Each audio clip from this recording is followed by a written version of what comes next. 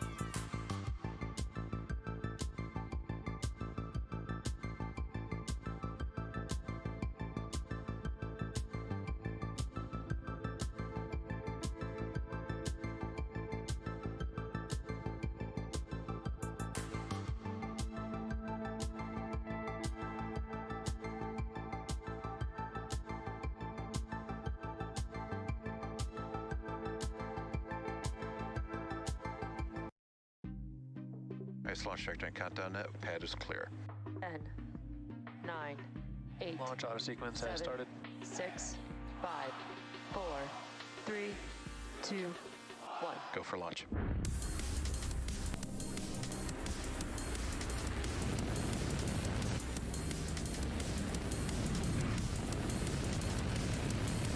Vehicle is supersonic.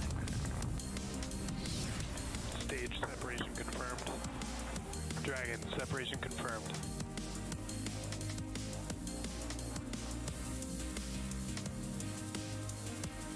Stage 1 is transonic. Landing legs have deployed. And Falcon 9 has landed.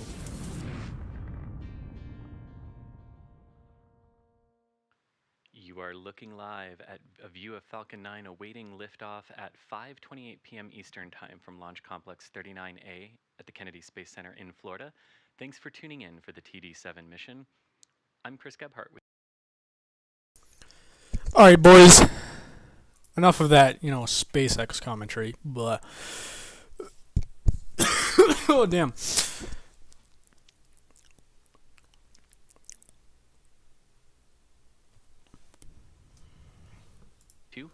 NASA's CRS-28 mission, NG-20, and 9 Starlink missions. After stage separation, the booster will once again head back to Earth, this time targeting a landing on our drone ship, a short fall of Gravitas, which is currently stationed in the Atlantic Ocean. Now, at our customer's request, we will be ending today's webcast before payload deploy just after booster landing. At T-minus 7 minutes 30 seconds, we are looking good for an on-time liftoff today. Falcon 9 is healthy, the range is ready to support, and the weather is looking great with less than a 5% chance of launch constraints. While we wait, let's meet the vehicle that will take the TD7 spacecraft into orbit today. The Falcon 9 rocket you see on your screen is a two-stage vehicle standing 229 feet tall. When fully fueled, it will hold just over 1 million pounds of propellant, which we began loading at T-minus 35 minutes. Engines are trailing in for flight. And as you heard there, we are beginning thermal conditioning of the engines on the first stage of the vehicle. But starting from the top of our vehicle, the TD7 payload is safely enclosed inside the 17-foot diameter payload fairing, which is the nose of the rocket. Made of a carbon composite material, the fairing protects the satellite on its way to orbit. The fairing itself is actually two halves, both of which will be jettisoned about 3 minutes into the flight. The fairing halves supporting today's mission are flight proven, with one half flying for its 20th time and the other for its 10th. Both fairing halves will be recovered after today's flight by our fairing recovery ship, Doug. Below the payload Stage 1, RP1 load complete. And there you hear stage 1 kerosene load is complete. And below the payload fairing on your screen is our second stage, which is the part of the rocket that will take our payload to its destination orbit today. The second stage will ignite its single Merlin vacuum engine, or MVAC for short, about 2.5 minutes into flight, and then relight for a second time today before we deploy the TD7 payload. Below the second stage, you can see the black interstage, which is actually part of the first stage booster. At the bottom of that first stage booster are the 9 Merlin 1D engines that we just began conditioning for flight. And the first stage booster and its engines will help get Falcon 9 off the ground and into the thinner parts of Earth's atmosphere. Shortly after liftoff, the first and second stages will separate from one another, with the second stage continuing on to orbit while the first stage begins to make its way back to Earth. Now, our first stages are designed to be reflown with minimal refurbishment between flights, and today's booster is flying for its 16th time.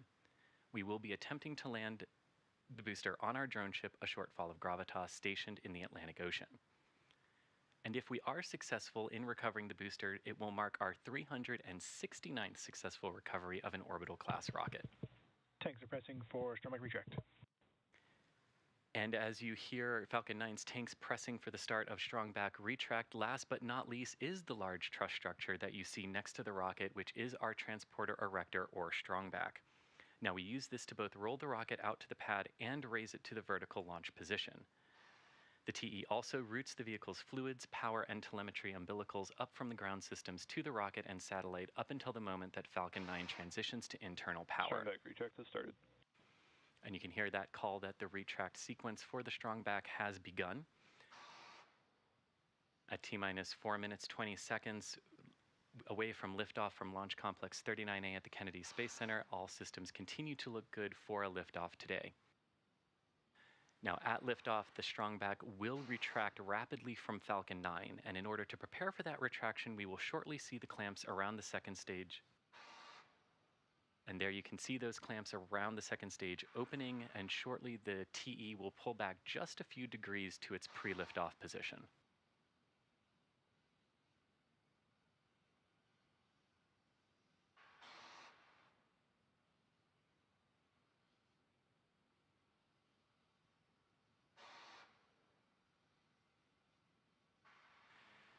And you can see the light from the setting sun hitting Falcon 9 there as we head toward a liftoff at sunset from 39A in Florida.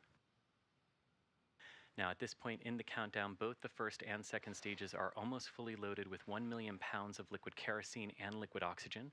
The first and second stages will finish loading propellant about a minute apart from one another, with the first stage wrapping up at T-minus 3 minutes and the second stage following at T-minus 1 minute.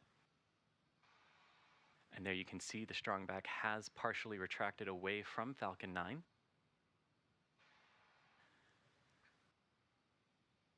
Now, some of the white clouds that you see around the vehicle there are caused as the chilled gas from above the liquid oxygen tank surface vents overboard to maintain pressure on the vehicle as we continue to load propellant. When that gas comes into contact with the warmer, complete. and there you hear that the liquid oxygen loading on stage 1 is complete. That white gas that you see there, when it hits the warmer atmosphere, condenses the water into the air, forming the clouds that you see. All right, I'll take over the commentary from here. Thanks. We got 2 minutes and 15 seconds left. About to enter startup here.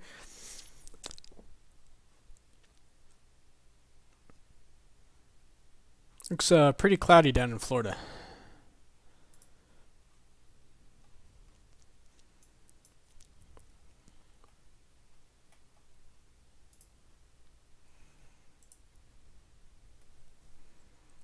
Stage 2, locks load complete. And there you hear confirmation that liquid oxygen loading onto stage 2 is complete. This actually wraps up fueling of Falcon 9 for launch today. Next up is the ground gas closeouts, I think, isn't it? And you can also see that our final vent purge has begun on the transporter erector, those white clouds billowing Erector. out. Anyways. And that call also indicating that the ground systems are being configured for liftoff today.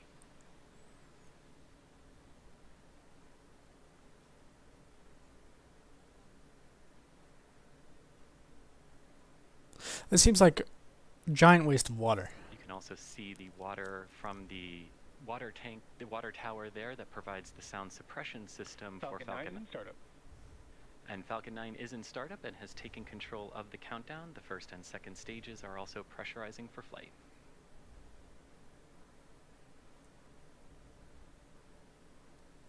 Go for launch. And there you hear our launch director giving the final go for launch call. So at T-minus 37 seconds, let's sit back and watch Falcon 9 take the TD7 satellite to orbit. T-minus 30 seconds.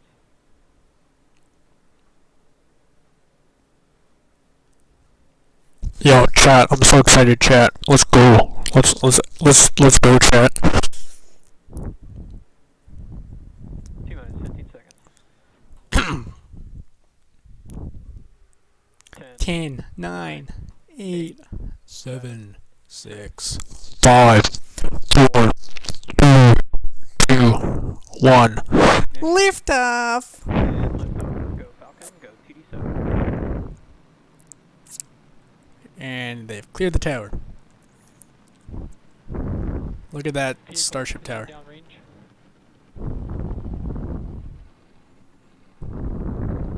M1D chamber pressures are nominal. Whoa, that is very contrasted. What the fuck?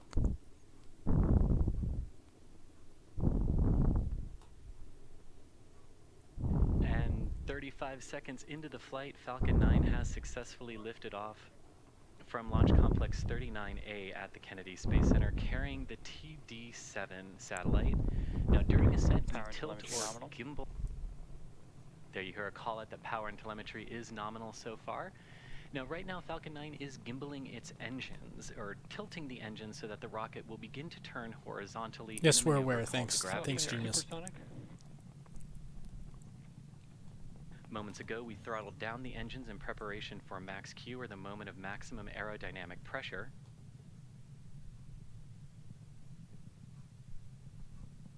Max Q.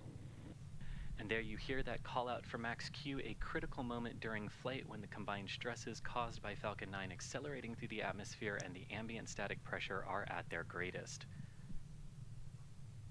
Now, right now, you can see Falcon 9 traveling just about 2,500 kilometers per hour. We are looking for approximately 27,000 kilometers per hour, or 17,500 miles per hour for our orbital velocity today. What the hell? You can track the Oh my progress god, to orbit no by keeping an way. eye on the Stage 1 telemetry in the bottom left-hand corner of your screen. Now, coming up shortly, we have several events that will happen in quick succession, including main engine cutoff, or MECO, stage separation, second engine start 1, or SES1, and fairing separation. During main engine cutoff, we will shut down the 9 Merlin 1D engines, followed by stage separation. Once separated from the second stage, the booster will begin heading back to Earth while the second stage MVAC engine will simultaneously ignite for the first time, followed by fairing separation. Now, what are they landing on today? Shortfall of gravitas. Gravitas. Miko.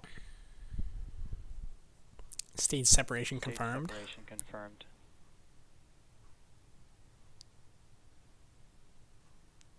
And back ignition. And there you heard and hopefully saw a good Miko stage separation and ignition of the MVAC You mean engine hopefully? on stage 2. You can now see the first stage beginning its maneuvers to prepare for landing on the A Shortfall of Gravitas drone ship in the Atlantic Ocean. As a reminder, we will not have any stage 2 views today, but you can keep an eye on stage 2's progress with its telemetry in the bottom right-hand corner of your screen. Why won't they have stage 2 views? Oh, probably because it might be a classified payload, but still.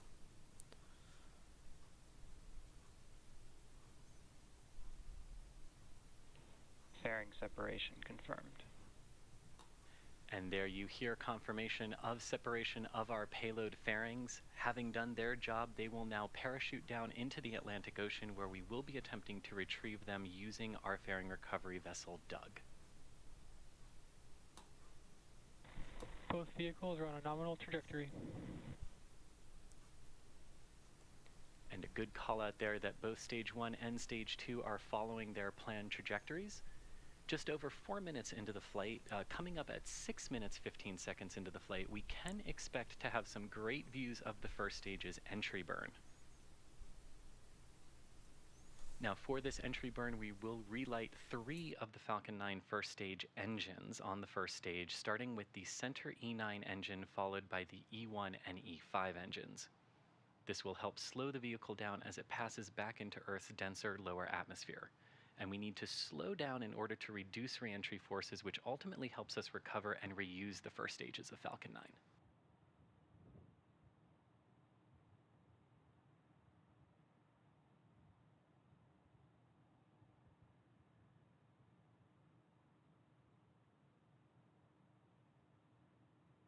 And again, watching these views from the first stage, as the sunlight is hitting it in the upper atmosphere, you can see some of the ice particles coming off of the first stage, which is perfectly normal.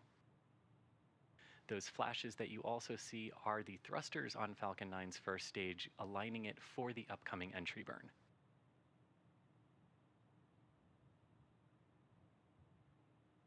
And speaking of that entry burn, when that happens, Falcon 9 will actually be decelerating by firing its Merlin engines and flying through its exhaust or plume.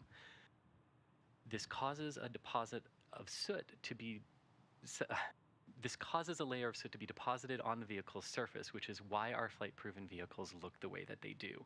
That soot actually comes from the carbon-based fuel that Falcon 9 uses.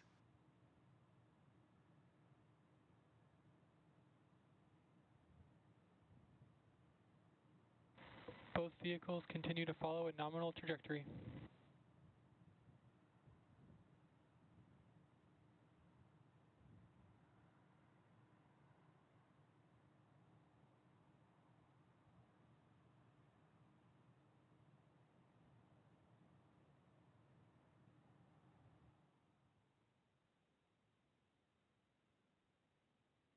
Stage 1, entry burn startup.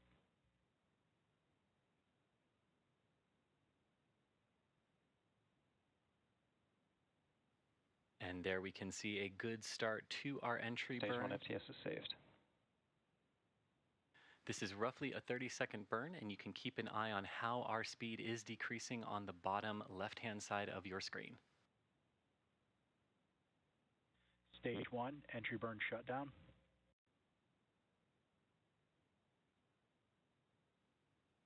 And we have had confirmation of entry burn shutdown. Now, reusability is key to lowering the cost of spaceflight, which enables more investment in critical scientific research. And the Falcon 9 first stage supporting today's mission has just performed its 16th entry burn and is about to perform its 16th landing. The Merlin engines that the first stage uses are optimized for sea level, producing about 190,000 pounds of thrust during ascent and descent. The MVAC engine on the other Stage 2 is in terminal guidance. The MVAC engine on the second stage is actually optimized to fire in the vacuum of space, producing about 220,500 pounds of thrust. Coming up next will be the first stage landing burn, and as a reminder, we are Stage targeting 1 transonic. we are targeting landing on our drone ship, a shortfall of gravitas. Stage 2 STS is saved.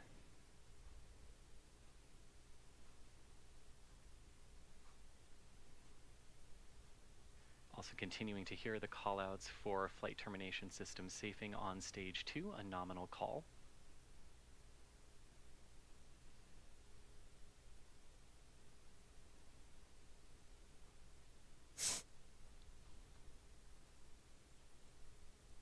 Stage 1 landing burn. Nominal park orbit insertion. And you can see Falcon 9 performing its landing burn as we also had a good call for stage 2 entering its parking orbit. Stage 1 landing leg deploy.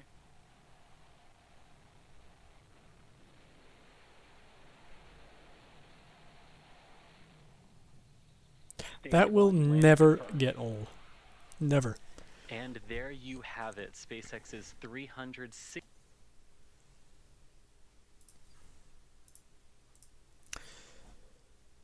Neat. All right. I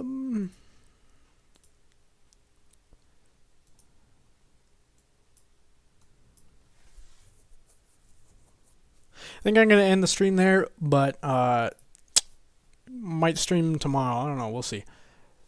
Thanks for watching.